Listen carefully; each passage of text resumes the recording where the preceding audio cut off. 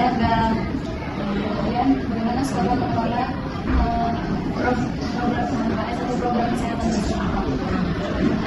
Nama Ibu Mulia, ini sebagai koordinator KS ya. Saya ditemani Pak Amrito, tapi Pak Amrito yang membawa siswa kita mau habis ya kan. Dari kita lihatlah kondisi KS kedua. Nah, kalau biasanya memang tidak ada tiket di sini. Cuma kami kemudian ada tujuan Pak Rashid, Pak Ketua Siswa Lomba, mengontrol siswa yang kalau memang ada kejadian sakit dan jam kosong. Biasanya kami berbagi di Senin Selasa, saya Pak Amrito, kan, Rabu, Kamis, Pak Rashid, Jumat, Sabtu, Pak Rashid, dan saya, kan. Karena sama-sama sibuk dari mengajar, kita ini adalah berbagi aja, kan. Mengenai kebersihan, boleh dilihat dalam keadaan kita kami belajar, biasanya siswa banyak yang sakit, ya, yang pingsan, tidak ada persyaratan, ini biasanya rapi. Kenapa ini ada? Kadang nggak cukup, nggak perlu, boleh, ya, kan. Makanya ini diperlukan. Dan biasanya kita dibantu sama anak OSIS ada yang bagian itu membantu kita bagi KS untuk kontrol siswa yang kalau banyak sakit. Kita kan tenaganya tidak ada dari puskesmas, jadi tenaganya turun sama siswa yang lagi tugas sama OSIS itu. Memang kita di sini belum ada PMR, ya. Untuk dulu pernah dibantu, karena bisa kenapa? Karena kemudian memang tidak serius, akhirnya itu juga semangatnya tidak ada juga. Jadi KS ini alhamdulillah dalam 5 tahun belakangan sudah ada tempat tidur yang baru dari dinas, kan? Belum kita sudah ada ini dalam hari itu sudah ada lembaga obat. Inilah sudah.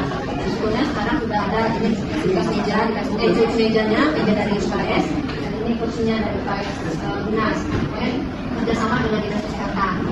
Jadi mengenai obat-obatan biasanya kita itu minta bantuan ke puskesmas yang OYU, karena kita dengan pasar Senen. Jadi kalau misalnya mereka mau cek kesehatan siswa, kasih pula kita. Jadi siswa kita sini kalau misalnya ada keadaan yang tidak bisa kita tangani, kita tangani, kita turun ke puskesmas terdekat yang OYU kita.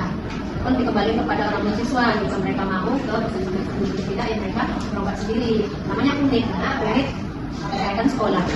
Kemudian hilang kadarnya, paling ketiga kali kadarnya kan, alkohol, vitamin, itulah yang bisa diperbandingkan sama puskes, ya kan? Kalau obat puskes kan obat generik, ya kan?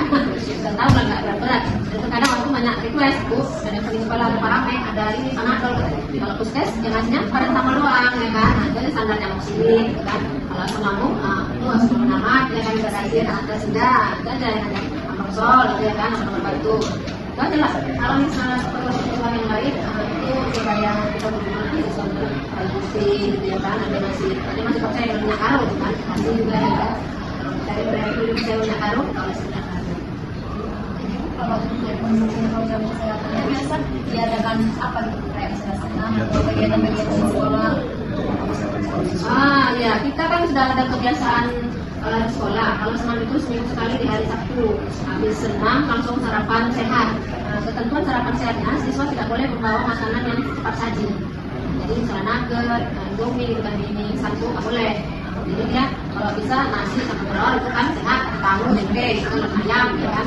Jadi kita buat keterangan sama orang tua malam, kalau besok mau sarapan sehat, siapkan makan sehat sarapan bareng setelah habis senam dengan menu tidak boleh ada makanan cepat saji. Kita kasih keterangan, tidak boleh nugget, sosis, ya kan. Jadi orang tuanya tahu kembali anaknya dengan makanan yang sehat. Itulah yang kita lakukan kebiasaan dari sekolah kita sejak hari Sabtu. Habis senam langsung sarapan sehat. Pemeriksaan ibadah. Oke, iya. kerjasama kita dengan Puskesmas Pasar Senen. Bulan Oktober awal kemarin, mereka sudah datang melakukan kesehatan gratis. Cuci badan, berat badan, makan mata, yang telinga, itu aja yang kita kerjasama. Nah, lalu ada lagi bantuan yang saya terima dari Puskesmas itu penambah darah buat anak-anak yang menstruasi. Nah, kan dan satu kotak tugas mereka berbagi untuk siswa yang biasanya baru mens kelas 7. Nah, gitu ya. Mereka kan masih bingung tuh apa boleh dilakukan ya kan. Dan kita Puskes mengasih satu orang siswa putri yang sudah mens ya, kasihlah dia satu kotak